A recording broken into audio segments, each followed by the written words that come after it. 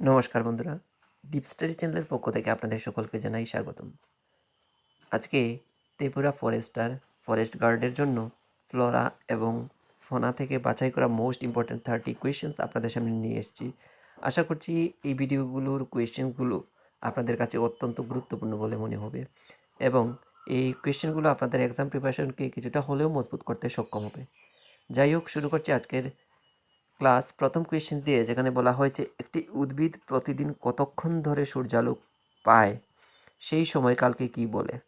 তো একটি উদ্ভিদ প্রতিদিন কতক্ষণ ধরে সূর্যালোক পায় সেই যে সময়কাল সেটাকে কিন্তু আমরা ফটোপিরিয়াডিজম বলে থাকি। ফটোপিরিয়াডিজম বলবো, ঠিক আছে।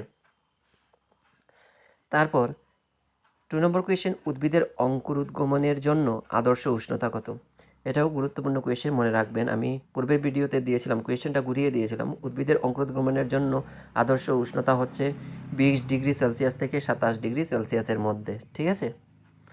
তারপর নেক্সট কোয়েশ্চেন, 3 নম্বর কোয়েশ্চেন, সমুদ্রতল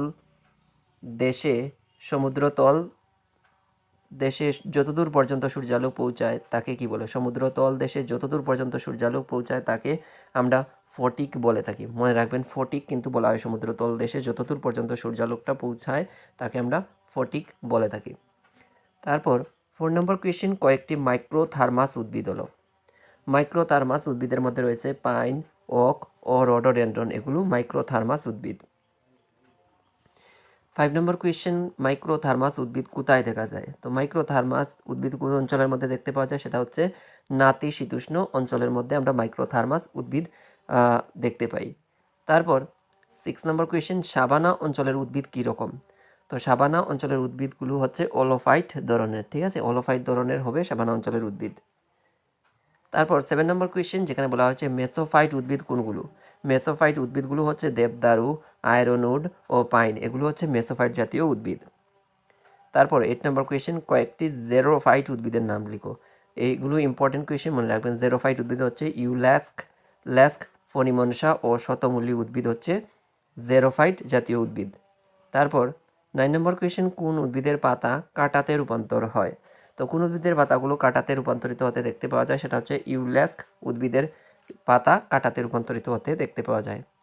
তারপর নেক্সট কোয়েশ্চেন, একটি ঋতুতে জন্মানো উদ্ভিদ হলো। তো একটি ঋতুতে জন্মানো উদ্ভিদ যেগুলো হচ্ছে সেগুলো হচ্ছে থেরোফাইট, ঠিক আছে। থেরোফাইট মনে রাখবেন।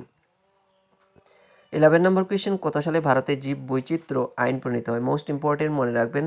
কত সালে ভারতে জীব বৈচিত্র্য আইন প্রণীত হয়, সেটা প্রণীত হয়েছিল 2002 সালে।